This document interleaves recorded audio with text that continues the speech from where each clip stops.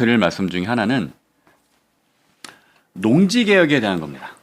그러니까 이승만 정부의 농지개혁에 대한 것인데, 자, 관련 사진 한번 띄워주시겠습니까? 네. 이 사진 뭐 조금 글씨가 작아서 여러분 저 보이실지는 모르겠는데, 자, 이승만 정부의 농지개혁, 이게 대한민국의 역사에서 매우 큰 의미를 갖는 사건이었다 라는 것 아마 여러분들 학교에서 배워서 다 알고 계실 겁니다. 뭐 현대사 시간이나 이럴 때 다 배우셨을 텐데, 그러면 농지개혁의 의미를 이 상황에서 다시 제가 살펴보는 이유가 있어요. 뭐냐 하면, 자, 이 이야기를 제가 설명하기 위해서는 헨리 조지의 토지 공개념부터 시작을 해야 될 것 같은데, 자, 제가 물 한 잔만 다시 마시고 시작하겠습니다. 여러분 환절기다 보니까 저도 약간 목감기가 와가지고 여러분도 건강 조심하십시오. 네, 몸 조심하십시오. 이재명이 얘기한 몸 조심하십시오와는 다른 뜻입니다. 자, 건강 유의하십시오. 네, 헨리 조지의 토지 공개념이 뭡니까? 이게 노무현 정부 때 한창 유행했던 이야기이죠. 그리고 문재인 정부 때도 잠깐 소환이 됐었고, 그래서 토지 공개념이라는 것은 대강 이런 거예요. 예를 들어서 제 앞에 있는 노트북이나 핸드폰, 여러분이 보고 계시는 뭐 TV나 컴퓨터, 이런 것들은 인간이 만들어낸 겁니다. 그죠? 인간이 만들어냈기 때문에 이거를 네 거다 내 거다 쉽게 가질 수 있다. 사유재산을 인정하는 거는 뭐 얼마든지 가능하다. 인간이 만들었기 때문에. 그러나 토지라는 것은 인간이 만든 게 아니다. 인간이 만든 게 아니기 때문에 개인이 사유할 수 없다. 그러니까 인간이 만든 것만 개인이 소유하게 해야지, 이거를 토지는 자연적으로 주어진 건데 그거를 사람이 소유하게 하면 안 된다라는 이야기예요. 그게 토지 공개념의 핵심인데, 근데 처음에 이 말을 들으면 그럴듯해요. 아, 그렇지. 토지라는 거는 우리가 생산해낸 게 아닌데, 그리고 공산품처럼 우리가 무한정 찍어낼 수 있는 것도 아닌데, 그렇지, 개인이 소유하면 안 되지 라고 얼핏 들으면 맞는 말 같아요. 그럴듯하게 들려요. 그죠? 여러분도 그렇지 않습니까? 근데 이 논리는 쉽게 반박됩니다. 어떻게 반박되냐고요? 예를 들어서 사과나무에 사과가 열렸어요. 그 사과를 따먹습니다. 그러면 내가 이 사과 소유해도 되는 겁니까? 안 되는 겁니까? 물론 개인 사유지에 있는 과수원에 있는 그 사과를 몰래 먹고 그러면 안 되죠. 옛날엔 설이라고 하기도 했지만 지금은 뭐 그렇게 하면 불법이니까 안 되는데, 우리가 이제 원시 시대로 한번 가정을 해보자 이거예요. 원시 사회에서 뭐 수렵과 채집 생활을 했을 때, 수렵과 채집이라는 건 뭡니까? 자연 상태에 있는, 그렇죠? 뭐 동식물, 자기의 먹이를 얻기 위해서 수렵과 채집을 하는 거예요. 그러면 이제 바다에 있는 혹은 물가에 있는 물고기를 잡아먹는 것도, 이것도 우리가 만든 게 아닌데, 이거 자연이 만들어준 건데, 그럼 그것도 우리가 소유하면 안 되는 거잖아요. 그죠? 그렇기 때문에 물론 토지와 우리가 식량으로 쓰는 거는 좀 다르긴 합니다만은, 어쨌든 기본 논리가 자연에서 만들어준 거기 때문에 인간이 가지면 안 된다라는 개념은 저는 논리적으로 이게 설득력이 없다고 봅니다. 그래서 헨리 조지의 토지 공개념에 어떤 영향을 받아서, 토지 공개념의 영향을 받아서 어떤 일반 공산품과 달리 토지라는 자원은 한정되어 있기 때문에 그 한정된 자원을 어떤 우리가 공적인 목적으로도 써야 한다. 그래서 일부 어떤 시장에 제한을 가하거나 사적 소유에 대해서도 우리가 조금 좀 규제를 하는 등의 논의는 할 수 있어요. 그러니까 토지 공개념의 어떤 정신과 철학을 이어받아서 그렇게는 생각해 볼 수 있지만, 토지 공개념이 전체적으로 맞는 얘기는 절대 아닙니다. 그죠? 그런데 우리 인간의 역사를 살펴보면 토지는 사실상 공개념인 경우가 많았습니다. 왜냐하면 농경사회가 그랬죠. 그죠? 농경사회에서 예를 들어서 벼농사 문화권과 밀농사 문화권이 성격이 아주 달라요. 그러니까 무슨 뜻이냐면, 밀농사는 척박한 지역에서도 상대적으로 잘 자랍니다. 그러나 벼농사는 대규모 관계시설이 있어야 돼요. 그러니까 물이 많아야 돼요. 그러니까 벼농사를 짓기 위해서는 많은 사람들이 투입이 돼야 됩니다. 밀농사보다 상대적으로.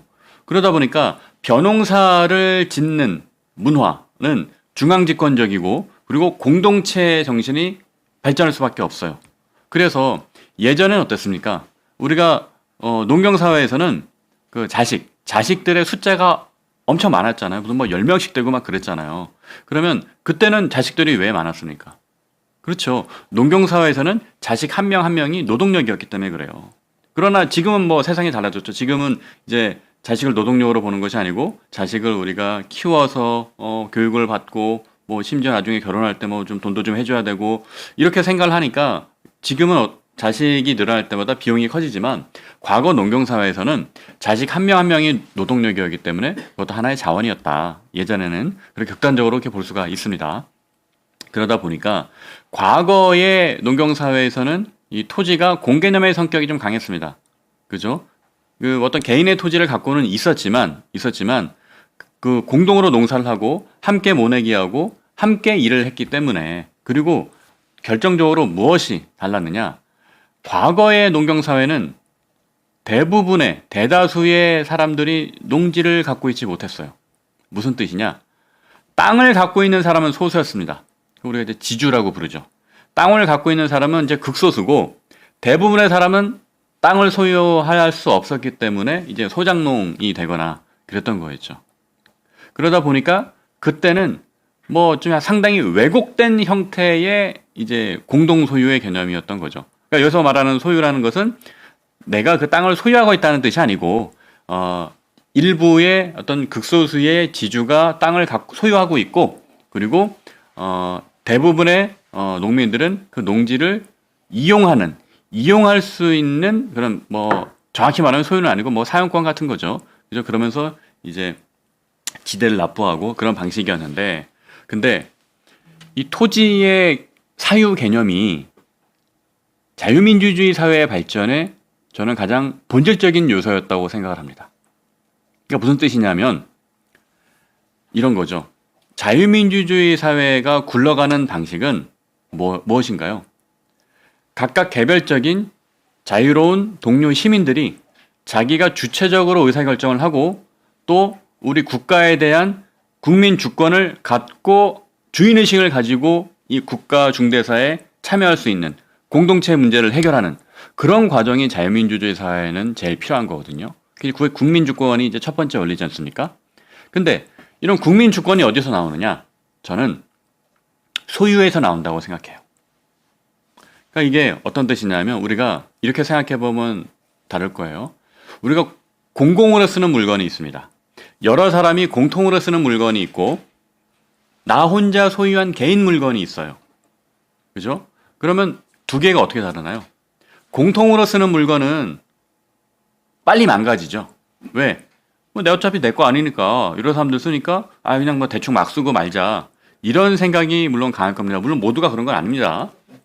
그런데 내 개인의 물건은 어때요? 내 개인의 물건은 더욱 아끼고 가꾸고 이렇게 하게 되잖아요. 근데 이게 잘못된 게 아닙니다. 인간의 본성 원래 그런 거예요.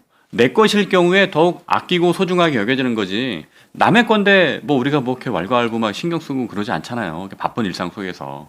그러면 이 간단한 논리가 바로 자유민주주의 사회를 지탱하는 힘인 거예요. 자, 이거를 제가 농지개혁을 한번 가져와 볼게요.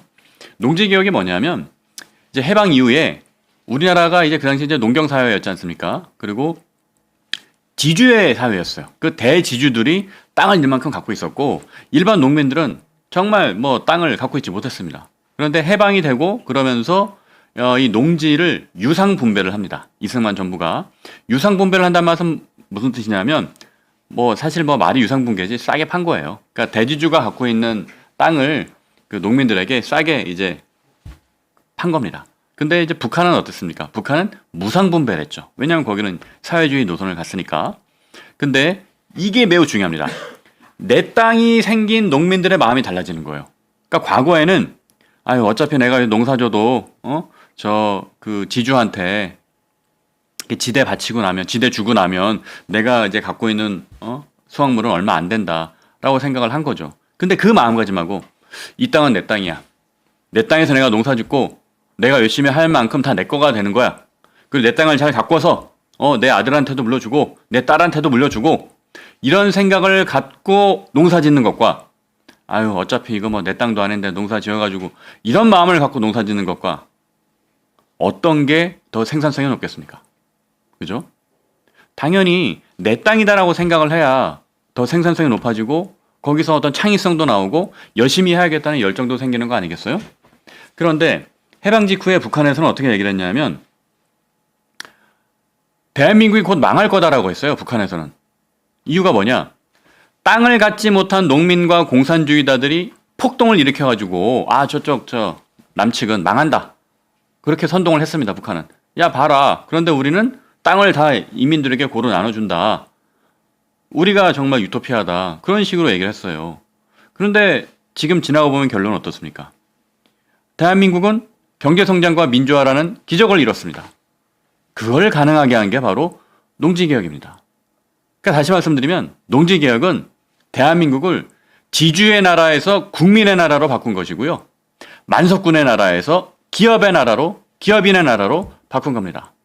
그러니까 많은 농민들이 자기 땅을 갖게 되니까 주인의식이 생긴 거예요. 그죠? 주인의식이 생기니까 이 나라를 지켜야 내 땅을 지킬 수 있다라는 믿음과 확신을 갖게 된 겁니다. 다시 말하면 자유민주주의 체제를 우리가 지킬 수 있어야만 내 땅을 지킬 수 있고 내 소유의 재산을 지킬 수 있고 그래야 내 가족을 지킬 수 있다라는 믿음이 나온 거예요. 요약하겠습니다. 무언가를 소유할 수 있다는 권리, 사유재산이라는 것이 인정받아야만 자유민주주의 사회가 지탱됩니다. 그렇지 않다면 간단한 논리잖아요. 아니 어차피 뭐 내가 내 것도 아니고 이거 열심히 해봐야 뭐 이재명이 얘기하는 엔비디아 30%처럼 다 떼간다고 하면 그걸 열심히 해야 할 어떤 동력과 열정이 어디서 나오겠습니까? 그죠? 그렇기 때문에 사유재산과 개개인의 자유를 국가가 정부가 제한할 때는 매우 조심스러워야 됩니다. 아주 조심스러워야 되고 정말 돌다리도 두들겨보고 가야 되고 그런 정책을 펼 때는 매우 신중해야 되는 거죠. 그래서 그런 관점에서 봤을 때 그 토지 거래 허가제, 토호제를 이렇게 타이밍을 좀 놓치고 또 무리해서 풀었다가 다시 또 이거를 묶었다가 하는 거는 정말 잘못된 정책이었다라고 말씀을 좀 드려봅니다. 그리고 이승만 정부의 농지개혁 얘기를 제가 지금 말씀드리고 있는데 이 농지개혁은 진짜 우리가 지나고 보니까 당연하게 여겨지지만 그 당시로서는 쉽지 않은 일이었어요. 왜냐하면 2차 대전 후에 여러 나라가 토지 개혁을 했습니다. 대부분의 나라들이 그랬어요. 왜냐하면 그 식민지였다가 그 점령 국가들이 이제 빠져나가니까 그 토지를 어떻게 적절하게 국민들에게 이렇게 분배를 해야 될 거 아니에요. 그게 유상이든 무상이든. 그런데 이거를 성공한 나라가 많지 않아요. 그래서 지금까지도 어떤 나라는 아직도 지주계급이 존재하는 나라들이 여럿 있습니다. 이걸 잘 못해가지고 개혁을 못해가지고. 하지만 대한민국은 그 어려운 걸 해낸 거예요. 물론 이승만 정부에 대한 공과가 참 여럿 있습니다만 이 농지개혁만큼은 저는 매우 큰 역사적 업적이다. 이게 왜 그러냐? 아까 설명드렸지만 내 땅을 소유하면 지키고 싶은 욕구가 생기고요. 그게 바로 주인의식입니다. 그것이 바로 내 가족과 내 삶의 터전을 보호해야 한다는 신념이 되는 거고 거기서 나라를 지키는 원동력이 나오는 겁니다. 그게 우리나라 대한민국을 이렇게 발전시킨 것이고요. 한 말씀만 더 드리면 저는 이게 보수의 정신이 출발하는 지점도 여기라고 생각합니다. 그러니까 국민이 주인인 나라, 나와 내 가족을 지키는 것이 결국은 공동체를 지키는 것이고 그 믿음에서 보수의 정신이 시작됐다. 이거를 좀 학술적으로 다른 말로 하면 이게 공화주의인 거고요. 제 식으로 표현하면 저도 동의하는 바고 또 한동훈 대표가 많이 이야기하는 거지만 동료 시민들의 가치 연대다. 저는 그렇게 생각을 합니다. 네. 이렇게 해서 오늘은 제가 세 가지 주제의 논평과 함께 농지개혁, 이승만 정부의 농지개혁에 대해서 좀 말씀을 드려봤고요. 제가 첫날부터 3일째까지는 계속해서 이제 논평 중심으로 이야기를 하면서 중간중간에 이런 어떤 인문학적 혹은 사회적인 상식들 이런 것들 좀 녹여서 얘기를 했었는데 오늘은 제가 마지막 부분에 한 15분 정도 시간을 할애해서 우리가 꼭 알아야 할 부분이라고 판단돼서 농지개혁 이런 이야기를 드렸습니다. 혹시 우리 시청자 여러분들께서 제가 이제 후반부 했던 것처럼 이런 어떤 그 상식이나 인문 사회학적 이야기를 해주는 것이 좋습니다라고 말씀해 주신다면 그런 의견이 있으신다면 제가 앞으로도 이런 시간을 좀 계속 가져보도록 하겠습니다. 네, 오늘